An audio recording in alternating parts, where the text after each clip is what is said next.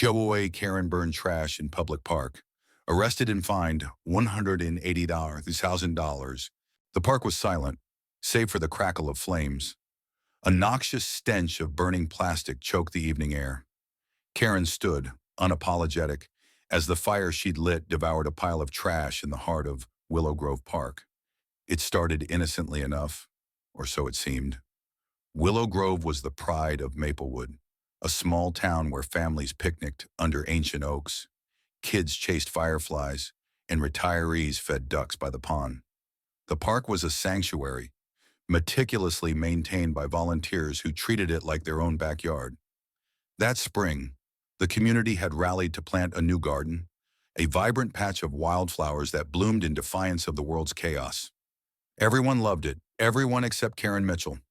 Karen, a 52-year-old real estate agent with a penchant for control, lived in a manicured house across from the park. She'd moved to Maplewood 5 years ago, drawn by its charm but quick to criticize its quirks. The park, she claimed, was an eyesore. The wildflower garden, a weed-infested mess. The community compost pile, tucked discreetly behind a wooden fence, a breeding ground for rats. Never mind that the compost was managed by the town's environmental club, tested regularly, and praised for reducing landfill waste. Karen saw it as a personal affront, a blight on her property value. At first, her complaints were subtle, a snide comment at a town meeting, a passive-aggressive email to the park committee. But Karen's patience was thin, and her entitlement was boundless. She demanded the compost pile be removed, claiming it attracted pests to her pristine lawn. When the committee explained its ecological benefits, she scoffed, calling them hippie dreamers. She posted rants on the town's online forum, accusing the park of lowering standards. Neighbors rolled their eyes. Karen was becoming a caricature, the kind of person who'd call the police over a kid's lemonade stand. But nobody expected her to go this far. The trouble began in early May. When Karen's complaints escalated, she started showing up at the park daily, clipboard in hand, documenting violations: a stray plastic bottle, a dog off its leash, a picnic blanket left too long on the grass. She'd corner volunteers, lecturing them on proper park etiquette while ignoring their polite requests to join the cleanup efforts. "I don't do manual labor," she'd snap, adjusting her designer sunglasses. Her presence became a dark cloud over the park's sunny days. One evening, as the sun dipped below the horizon, a group of volunteers noticed Karen lingering near the compost pile. She was muttering to herself, clutching a gasoline canister.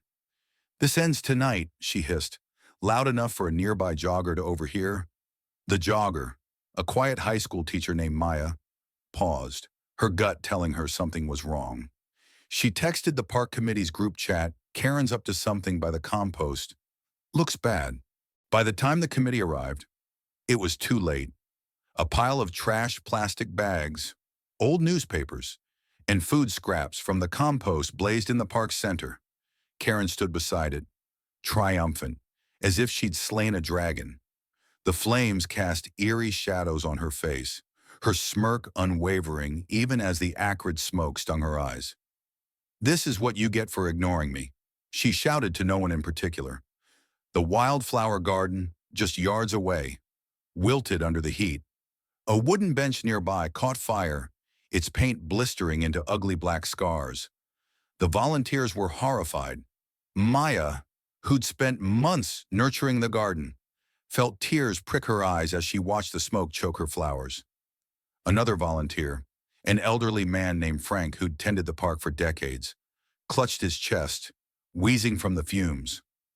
"This is our home," he whispered, voice breaking. Why would she do this? Karen's reasoning, when she finally spoke, was as infuriating as it was absurd. "This park was a dump," she declared, gesturing at the inferno. "I'm cleaning it up my way. You're welcome." She claimed the compost pile was a health hazard and that she'd taken matters into her own hands to protect the neighborhood. Never mind that her solution had turned a sustainable system into a toxic disaster. The fire was spreading, licking at the dry grass, threatening the playground where children played daily. The situation spiraled as the community gathered. A young mother, Priya, pushed through the crowd, her toddler coughing in her arms. "My son has asthma," she screamed at Karen. "Do you even care?" Karen rolled her eyes, muttering about overdramatic parents. That was when Tom, a local firefighter who'd been off duty but lived nearby, arrived with a fire extinguisher. He doused the flames, but not before the damage was done. The bench was ruined, the garden was scorched, and the playground was coated in a layer of toxic ash.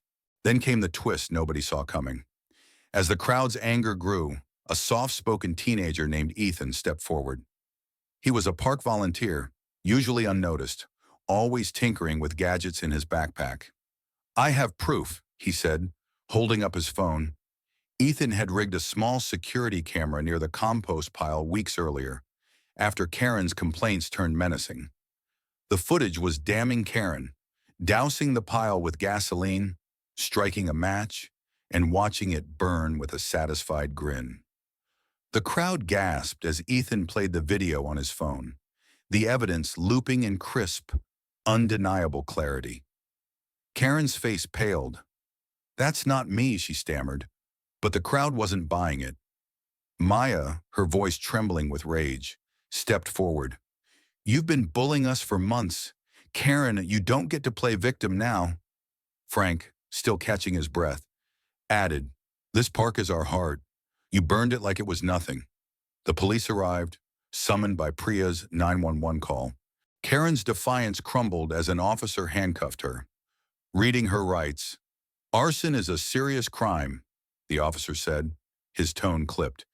"You're looking at charges for reckless endangerment, property damage, and environmental violations." Karen's protests, shrill claims of "I was helping" fell on deaf ears. The crowd watched in stunned silence as she was led to the squad car, her designer sunglasses slipping down her nose. The aftermath was brutal.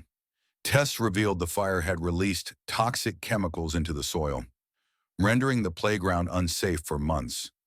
The wildflower garden, a symbol of community pride, was reduced to ash.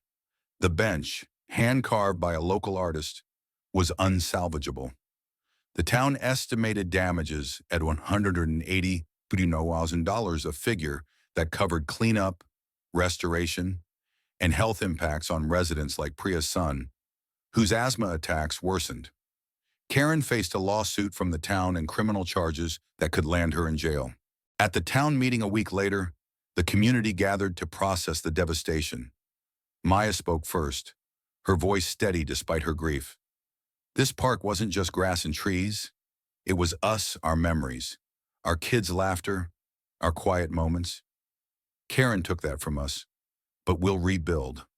Frank, leaning on his cane, added, "She thought she was above us. She learned the hard way nobody's above the community."